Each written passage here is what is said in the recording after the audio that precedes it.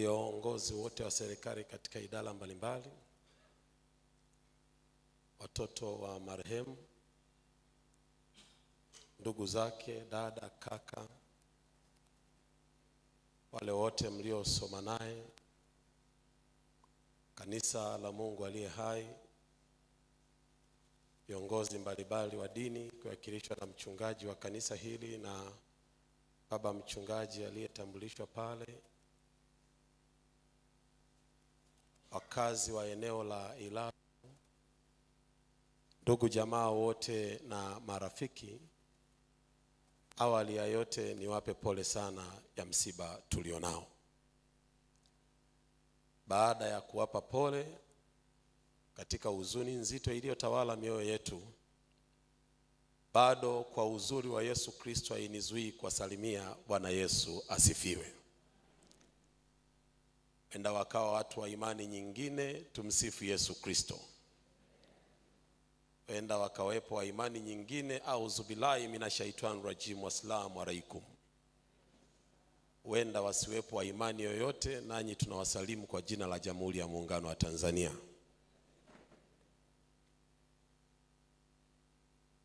Wapendwa, tumekusanyika hapa si kwa tukio la furaha bali kwa tukio la huzuni. Nyakati hizi ni ngumu sana, hasa kwa sisi tunaoshika maiki kusema. Zinaweza zikawa ni nyepesi kwa aliyekaa,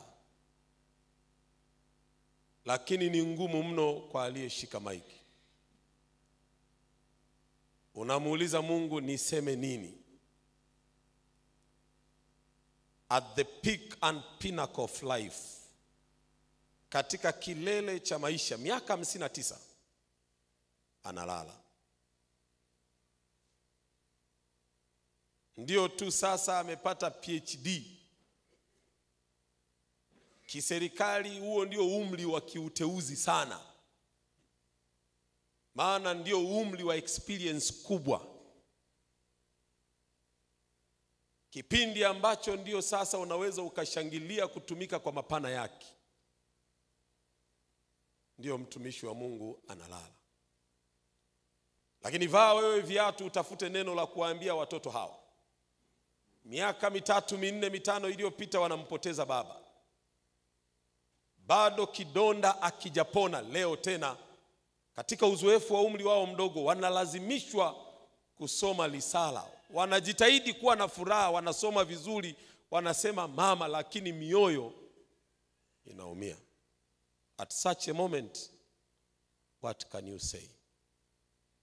Kuna saa binadamu unakosa cha kusema, na yule mwenye hekima ni yule ambaye katika imani yake moyoni tu anatamka neno na kusema, Mungu ingilia kati, faraja mbinguni ikapate kufanya kazi. Neno la kibinadamu la kumwambia mfiwa nalo limeshachosha, ni pole tu, hamna neno jingine.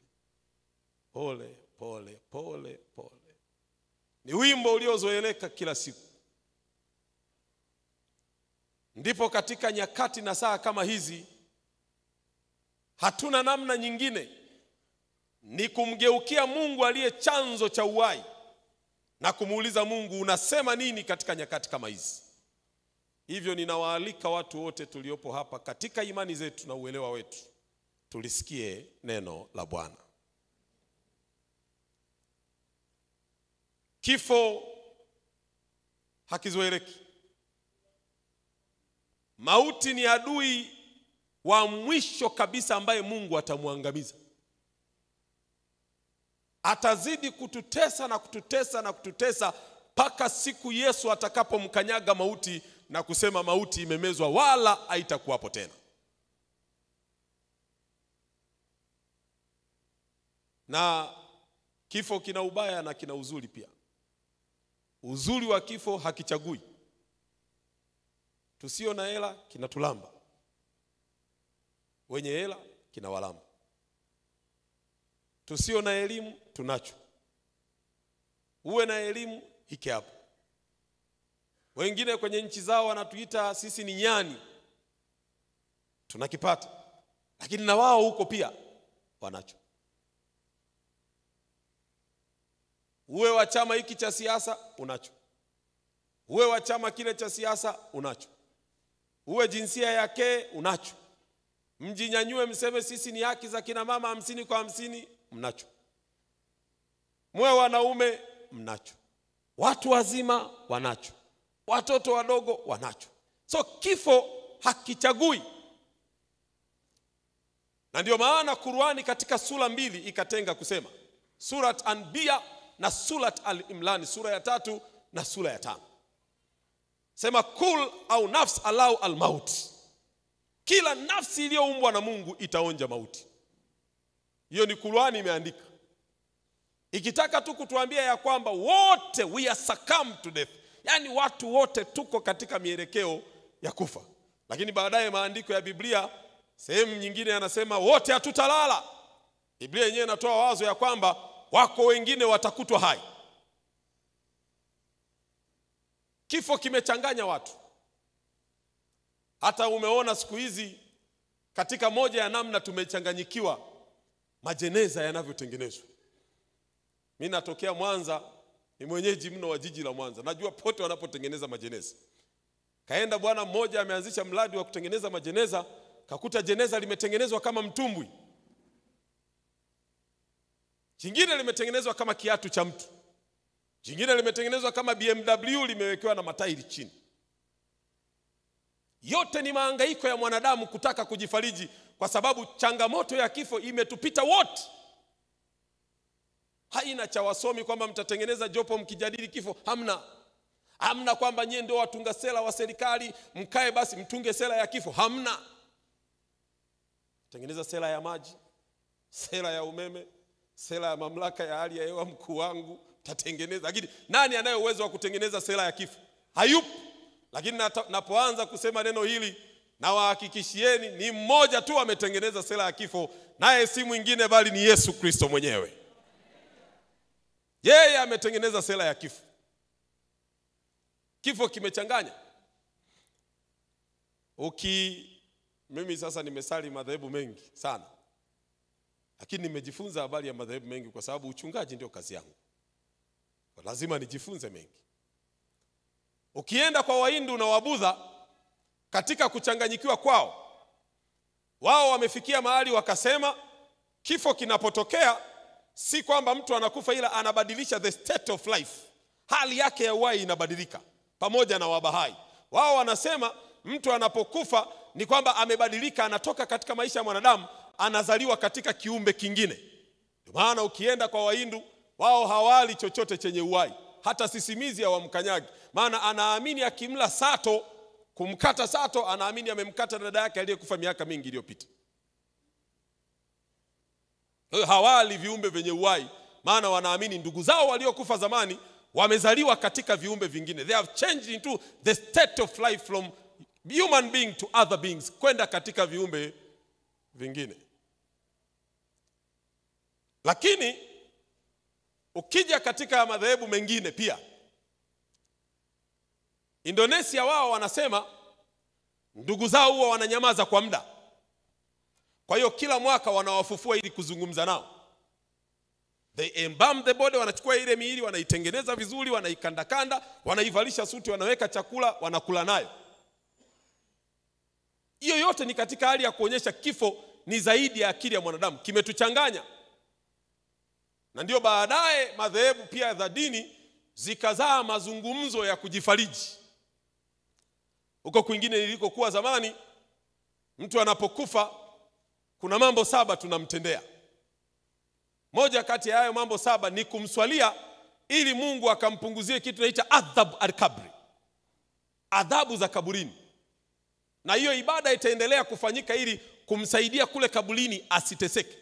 Wengine walipoona hivyo wakasema hapana, ili kujitia moyo, roho huwa hazifi, zinaenda mahali zinakaa, ziko hai huko, huenda zikawa zinachomwa moto, zinateseka, hivyo lazima tufanye ibada ili kuziokoa, ziame kutoka kwenye mateso, ziingie katika raha. Lugha ya kujifariji. Lugha nyingine ya kujifariji ni RIP, rest in peace, apumzike mahali pema. Na hiyo ni lugha iliyozoeleka hata ukienda kwenye vyombo vya habari, Mungu ailaze roho ya marehemu mahali pema. Lakini kwa sababu leo mmepata fursa ya kuja hapa, basi tuitumie hiyo fursa kidogo sana kupata elimu chache juu ya kifo, alafu nitakuwa nimemaliza ibada ya mchana wa leo. For us to understand what is death, we have to reverse the formula of life. Ili tuelewe kifo ni nini, tunatakiwa tufate formula ya uhai ilikuwaje sisi tukao hai. Biblia inasema katika kitabu cha Mwanzo, mimi yote yako kichwani kwa hiyo usihangaike hata kufungua. Biblia inasema katika kitabu cha Mwanzo, anasema Mungu akamuumba mtu. Akamuumba huyu mtu, alafu baadaye tendo la pili alilolifanya akampulizia pumzi ya uhai. Na alipompumzia pumzi ya uhai, huyu mwanadamu akawa ni nafsi hai. Nisikilize, hatua iliyofanyika ni mbili. Moja, God created, Mungu aliumba mwili, ila baadaye Mungu he breathed into the nostrils, akapulizia pumzi ya uhai. Na neno pumzi ya uhai wametumia neno la Kiebrania nefesh. Nefesh maana yake ni kanuni, the principle of being alive. Kwa hiyo mwanadamu akaishi kwa kuunganika na Mungu. Mungu ndio chanzo, anatoa uhai, mwanadamu anaishi. Sasa kifo ni nini? Kifo ni pale uhai unapokoma kutoka kwa Mungu. Full stop. When the source ceases to give life. Chanzo kinapogoma kukupa uhai. Full stop. Yani ni sawasawa na umeme. Umeme unatoka Kidatu, saa hizi unatoka kule kwenye mitambo namba 8 na namba 9 na namba ngapi huko, unakuja. Umeme unapokuja, umeme ukikatika maana yake ni kwamba chanzo kimegoma kutoa umeme. Full stop. Kwa hiyo huku mnakuwa giza. So saa hizi mama yetu Ellen yuko katika hiyo hali, umeme umekataa kutoka kwenye chanzo. Yani yeye mtoa uhai amesizi kutoa uhai. Ndio tunasema amekufa. Maana yake ni kwamba there is nothing in her. Hakuna cha habari ya roho wala habari ya nini. Ni kwamba chanzo cha uhai chenyewe kimeacha kutoa uhai, kwa hiyo tunakufa. Hivyo wewe saizi uko hai si kwa sababu ya ujanja wako. Uko hai kwa sababu chanzo chenyewe ambacho ni Mungu bado anaendelea kukupa pumzi ya uhai. Walionielewa na wanapungie mkono. Just like that. Haya maujanja mnafanya maujanja kuonea watu maofisini. Mnatumia vibaya uhai ambao Mungu anatupa. God is giving you life to live according to his will. Uishi kwa mapenzi yake. Una ujanja. Nilikuwa namuona mtu fulani alikuwa ananifurahisha.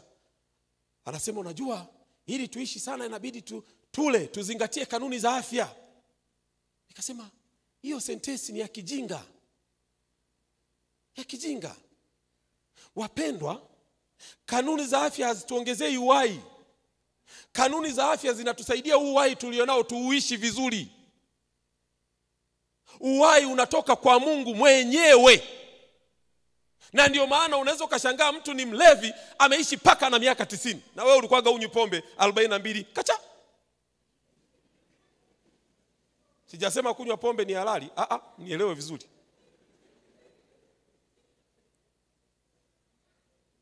So tushike kanuni za afya si kama kigezo cha kuishi siku nyingi. Tunashika kanuni za afya ili uhai tulionao, hata kama nitaishi miaka 20 niishi kwa furaha bila mateso. Sio kwamba ili niishi miaka mingi. Hiyo sentensi nayo pia inaweza ikawa haina ukweli ndani yake. So mwanadamu anapokufa ni kwa sababu chanzo kinachotoa uhai kimeacha kutoa uhai. Kwa hiyo ukiliamini hilo nilolielezea, habari ya roho zinalazwa mahali pema haipo. Ila tunaichukua kama sentensi ya jumla, sentensi ya kiserikali, hivyo tunaishi. Tunakubali maisha yaende. Lakini kiteolojia sio kweli. Hamna mahali ambapo roho zinatunzwa. Hamna mahali ambapo Mungu anasema anaziweka roho ili ziendelee kuishi. Ni kwamba sisi tunapokufa, hiyo mnayoita roho ilikuwa ndio pumzi inayotoka kwa Bwana, na kwa sababu Mungu ameacha kuitoa hiyo pumzi, uhai unakatika. Then hapa mama amelala, hajui chochote. Hata mngekoa, hata tungelia, hata tungefanya nini, hajui chochote na hata jua mpaka Yesu atakaporudi mara ya pili. Pointi ya kwanza. Pointi ya pili. Kama kifo ndivyo kilivyo, Mungu anasema nini juu ya maisha? Sikia katika kitabu cha Ayubu 14. Maisha ya mwanadamu aliyezaliwa na mwanamke, siku zake si nyingi, nazo zimejaa taabu. Maisha ya mwanadamu aliyezaliwa na mwanamke, siku zake za kuishi si nyingi, nazo zimejaa taabu. Mama alikuwa na miaka 59. Salamu za lambilambi zinasema alikuwa mkongwe. Tegemezi, ndio alionekana senior. Miaka 59. Ndio alionekana senior. Hata hapa ukitazama kuangalia, nikauliza wenye miaka 70, wachache mno, hawazidi hata 7. Hapa ndani. Siku za wanadamu zimekuwa ni chache. Tena sio tu chache, Mungu anasema nazo zimejaa taabu. Umeenda, mama amesoma shule hapo ya Uchagani hapo. Amemaliza kakimbia Jangwani. Kamaliza kasoma hiyo shule na wenzake ni Jangwani Girls. Hapo. Amemaliza mama kasoma, yani paka 2017 mama bado alikuwa anapekua vitabu. 2017 mama bado anapiga PhD Paris. Ameenjoy nini? Aya. Miaka 26 umemaliza UDSM au Mzumbe au UDOM hapo. Unamaliza tena ulikuwa unasoma masomo ya udaktari, unakesha paka macho yanakuwa mekundu. Umetoka hapo umeingia ajira serikalini. Nisikilize kwa makini, siku si nyingi nazo zimejaa taabu. Unaingia ajira serikalini na hapo umesomea kupasua maiti. Unaanza kucheza na maiti. Maiti nyingine imekufa imeachama, nyingine imekufa imechana msamba. Unacheza na maiti. Mara kidogo unaona mshahara ni mdogo, unaenda kuongeza mshahara. Unaenda kusoma masters, kama mshahara kanaongezeka. Haya, umemaliza. Umeoa binti kutoka Tanga. Hulali kwa furaha ndani. Ni maneno 752.3. Ukiingia unalo, ukitoka unalo. Uje umebeba tikiti unalo, uje hujabeba tikiti unalo. Haya, umefurahia nini nayo maisha? Umefurahia kitu gani sasa? Bado unamaliza hapo, umeoa na huyo binti wa Kitanga, anaingia bosi ofisini akupendi. Mara kidogo umepigwa uhamisho Loliondo. Ukakae na swala kwanza upate adabu. Kiwa Loliondo mara unaanza kusema na logo, unaanza kukimbia kwa waganga. Unamaliza kukimbizana na waganga, una miaka 46, daktari anakupima, anakuambia naona tezi dume yako ina sentimita 5. Alafu maneno ya daktari yanakuja, usile nyama, usile chumvi, usinywe soda na vitu vyenye sukari. Sasa wewe unaishi nini? Kama nyama na sukari ya uli, unaishi nini sasa? Yamejaa taabu. Yamejaa taabu. Nani ana raha hapo? Who is happy? Wengine mmeenda serikalini, mko na vyeo huko vikubwa, umezungukwa na bodyguard. Ukitoka yuko nyuma yako kama pochi. Ukienda huku yuko hapa. Una furaha gani sasa? What makes you happy? Una muda wa kukaa na watoto wako. Safari kila siku. Unakimbizana juu chini juu chini juu chini, mara una mashamba ya parachichi Mbeya, mara huko Mbeya. Yaani vurugu. Maisha yamejaa taabu haya. Na sasa kama maisha yetu ni mafupi, huu ndio ushauri wa mchungaji kabla sijaenda kumalizia somo. This is pastoral advice to you. Kama maisha ni mafupi, thamini sana maisha ulionao leo. Thamini maisha. Thamini watu. Hebu angalia umati wote. Ni ishara ya kukwambia huyu mama aliishi maisha mazuri. Ni ishara ya kukwambia huyu mama alikuwa na uhusiano na watu, aliheshimu watu. Hao rafiki zangu wametoka Sakina, mimi ndiko niliko huko kwenye kazi. Sakina Arusha. Mimi sijawahi kuona mtu amekufa anazikwa na marafiki zake wa primary. Kipindi hata WhatsApp haipo. Simu zile za kukoroga. Wamekuja hapa. Wewe utazikwa na nani? Unaishije na watu? Kacheo tu kadogo usalimii watu. Ukikuta watoto wa jirani wanacheza mpira kwenye geti lako, nyinyi washenzi, mnajua thamani ya hii rangi? Subiri ufe sasa ndio utawajua washenzi halisi. Maisha ni mafupi. Haya. Wanaume wenzangu, maisha ni mafupi. Una wake 4. Maisha haya. Mmoja tu ni changamoto. Wewe una 4. Kila hii barabara paka Mwanza una kituo. Dereva, weka Singida hapo. Ukitoka Singida weka Sherui. Weka Nzega, utawamaliza. Utawamaliza hao wanawake hao. Kila siku wanazaliwa wazuri. Kila siku. Ukimpata huyu ukasema huyu sasa natulia. Ukitoka tukapita barabara ya UDOM, hawa hapa. Sasa utaweza wapi? Si ukae tu na huyo mmoja maisha yaende, umsubirie Yesu arudi mara ya ngapi? Mara ngapi? Maana hata Waswahili wanasema zimu ili kujualo alikuli likafanya namna gani? ikakwisha. Mke tu mmoja saizi tunalia machozi, mmoja. Wewe una ubavu gani wa kuwa nao 4?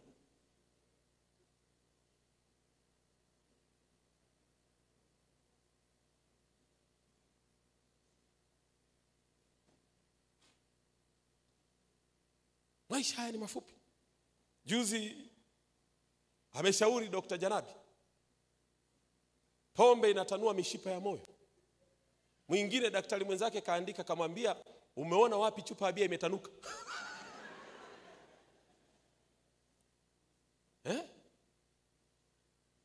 Na maisha haya mafupi, bado watu wametopea kwenye ulevi. Wako baa asubuhi mpaka jioni. Fahari yao yote iko baa, inua chupa kwenye stuli ndefu. Na maandiko yanakwambia wala walevi hawataingia mbinguni.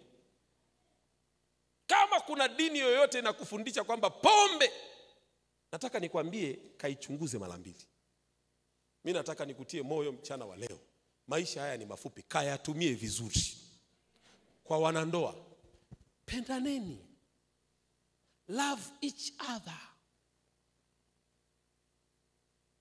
Mpende mwenzi wako hata kama ana kasoro. Hamna mwanadamu asiyekuwa na kasoro. Maana Biblia inaniambia, kwa maana wote wametenda dhambi na kupungukiwa na utukufu wa Mungu. Wote tumetenda dhambi. Wote, uwe mchungaji, uwe shehe, uwe nani kiongozi, so long as wewe ni mwanadamu, Biblia inasema for all have sinned. Wote tumetenda dhambi. Hata wewe mke wako kuna mahali anakuvumilia. Wenda ukilala unakoroma kama kiboko, amevumilia. Lakini alishawahi kushare na wewe maumivu ya kubeba mimba miezi 9? Siku tu Mungu mbinguni aseme sasa jamani, sasa swala la mimba tutashare. Miezi 4.5 ya kwanza itakaa kwa tumbo la mwanamke. Ile 4.5 ya pili, ile ya kwanza kula malimao na udongo, itakaa kwa mwanaume. Wanaume wote tungekata rufaa hapa. Ushawahi kujua uchungu wanaopitia wakina mama? Mimi nilimshuhudia mke wangu huwa anajifungua kwa operation. Sasa ile ya pili, mtoto wetu wa pili, nikakimbia Mwanza, nikatoka kazini Mwanza, nipo hospitali, nikaingia ndio nikamkuta. Sasa ananiambia, "Daddy, saini haraka, saini." Niweke saini ili wampeleke kwenye operation. Ninapomwangalia paka naona kama analia. Mwishoni mwa siku nikasema, hata kama mke wangu atanitendea nini, nitasamehe for that experience. Wale huko tubize, "Junior, njoo mwanangu hapa, twende watu wajue nina mtoto." Unajua uchungu wa kumbeba miezi 9. So tupendane. Let's love each other. Pende mke wako, tusameheane wapendwa. Maisha ni mafupi. Na watia moyo wote mliokuja katika kanisa, tuache visasi. Maisha ni mafupi. Samehe. Usibebe mizigo moyoni, samehe tu. Yule ambaye unaona alikuumiza sana, msamehe, alafu mweke kando. Mbaki tu kusalimiana za asubuhi, hata namba futa, lakini samehe. Songa mbele. Maisha haya ni mafupi. Lakini akina mama, marafiki zangu, na nyie kadogo alafu nimalize somo. Punguzeni mahangaiko. Mama zetu mnahangaika sana. Mara mmepaka maudongo usoni, hata ujui sura ya mtu. Mara mmehangaika, umebeba hereni 850.2. Mara mko mmekaa na vijana mmenyoosha miguu, mnasuguliwa mpaka humu mpake rangi. Mara uko saluni una miaka 45, unaenda kuweka likicho kwenye mashine za umeme. Watu wa Mungu. Na mmesikia saizi kuna makansa ya ajabu, makansa. Saizi kuna kansa hadi ya kidole gumba. Mmoto. Na wote nyie ni wasomi, wote mna degree hapa. Hata tu kugoogle tu kwamba rangi za miguu za kucha zinachanganywa na nini, hilo hata halihitaji dini. It needs your brain. Inahitaji akili za shuleni tu, za kawaida kabisa. Google tu uandike rangi za kucha zinatengenezwa na nini, ndipo utakuta mule, alafu uamue mwenyewe. Wewe unaona switch ya umeme paka wanaiwekea li plastiki likubwa, wanashia hadi miti. Wewe unaenda kuweka kichwa chako kwenye umeme. Upate nini? Miaka 47. Waachie hata mabinti wa miaka 20 basi. Si ukubali zama zimekupita. Bado unataka nini? mara mapiko, paka maudongo usoni. Lakini Mungu huwa ni mwema. Hata ukiyapaka, ukicheka tu sura yako inarudi pale pale ilipokuwa. Ukicheka tu, mikunjo hii hapa. Punguzeni mahangaiko. Be simple, be natural. Furahia uzuri Mungu aliyokupa jamani, haleluya. You're so beautiful. Nyie ni wazuri. Wanawake wa Kiafrika ni wazuri by nature. Nilikuwa naangalia ka clip hapa nikacheka sana. Nako hapa kwenye simu wameweka jeshi la China la wanawake. Mwanamke vyembamba kama namba 1. Vinapiga kwacho kwacho kwacho. Vyembamba hivi. Alafu likapitishwa jeshi la Kongo. Wanene kama hivyo viti. Huo ni upendeleo pastor. Ya kwamba udongo wa Afrika ni udongo mzuri. Jamani semeni amina. Be at peace, tulieni. Cheni mahangaiko haya ya maeleni, madude mazito na manini. Nako ni kukosa tu elimu. Vikuongezee kitu gani? You're beautiful. Mtunga Zaburi anasema tazama nimeumbwa kwa namna ya ajabu, na ya kufanya namna gani? Ya kutisha. Hata kama una kipilipili chako, shangilia. Ponda ponda parachichi, weka na asali, paka kichwani, kipilipili kinawaka. Sasa maneno 3-4 ya Mungu juu ya kifo. Nisikilize kwa makini, naenda mwisho sasa. Achana na hayo yote niliyosema katika vitabu mbalimbali. Nao sikiliza Mungu mwenyewe anachosema juu ya kifo, ili hata nyie watoto wa marehemu, rafiki yangu Viki, wote dada za marehemu mlioko hapa, mpate kujua kifo Mungu anakisemeaje juu ya kifo. Alafu mwishoni mwa hubiri la leo tuta appreciate ya kwamba pamoja na kifo Mungu bado ni mwema sana. Sentensi ya kwanza, Mungu anasema ina thamani sana machoni pa Bwana mauti ya mcha Mungu wake. Mimi na wewe hapa saizi tumeumia. Moyoni ni kama vile tunalaani Mungu, kwa nini? Maswali ni mengi.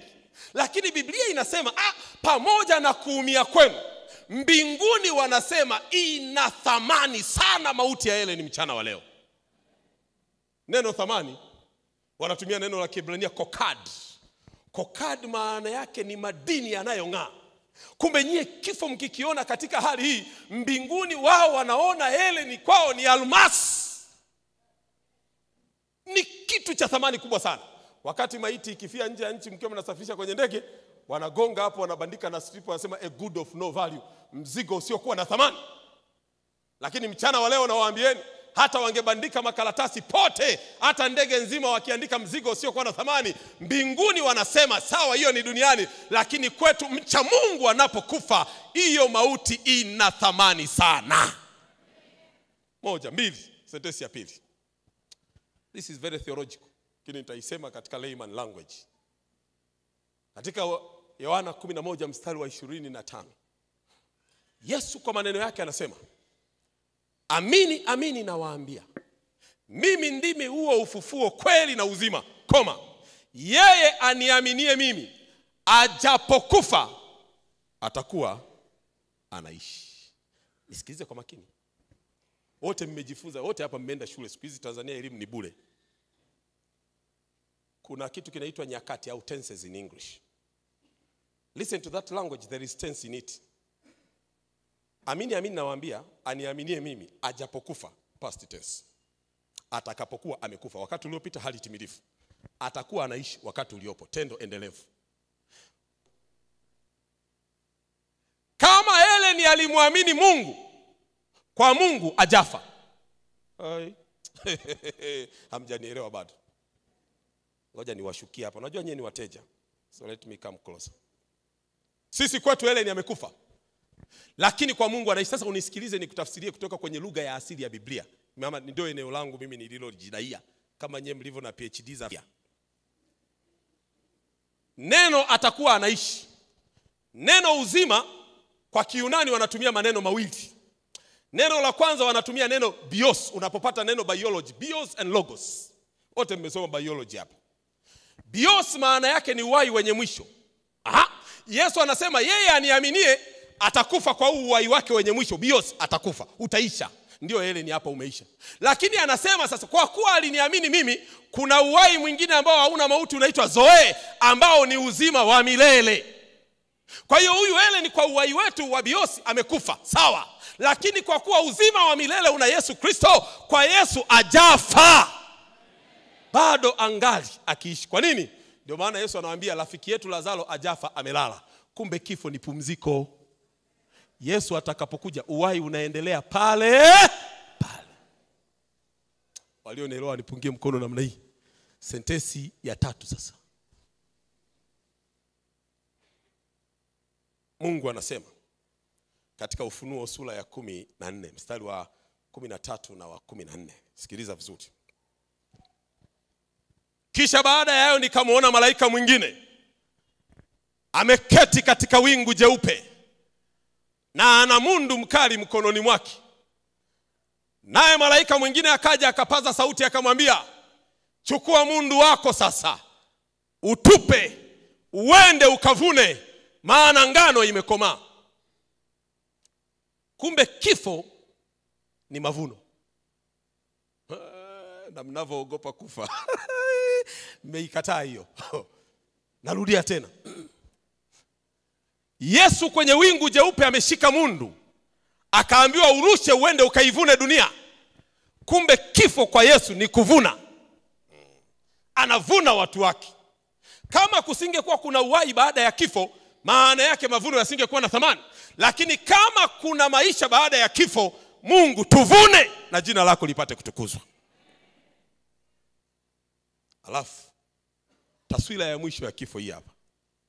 Ndipo sasa anasema, tazama, maskani ya Mungu ni pamoja na wanadamu, naye atafuta kila chozi, naye atakuwa ni Mungu wao, nao watakuwa ni watu wake. Mwisho wa maisha haya ni kukaa na Mungu milele na hata milele. Mani Bwana awabariki sana. Mani Bwana na awabariki sana. Kifo kitakaposhindwa, Biblia inasema Yesu Kristo atashuka na jeshi la mwaliko wa malaika, na mbinguni kutakuwa kumekuwa kimya sana, kwa sababu mbingu yote itamsindikiza kuja kuvuna watoto wake. Na atakaposhuka Yesu Kristo atatamka maneno mara 3. Atasema, amkeni enyi mliolala, sio mliokufa. Amkeni enyi mliolala mara ya kwanza, amkeni enyi mliolala mara ya pili, amkeni enyi mliolala katika jina la Yesu Kristo. Hata kama mlimzika mtu na nondo, nondo zitaachia, mawe yataachia, makaburi yote yatafunguka, na wale waliokufa katika Yesu Kristo watafufuka kwanza. Hata mama yetu kama alikufa katika Yesu Kristo atafufuka. Hiyo sio habari njema. Habari njema ni kwamba hata wewe ukifa katika Yesu Kristo utafufuliwa. Alafu tutamlaki Bwana mawinguni. Bwana awabariki.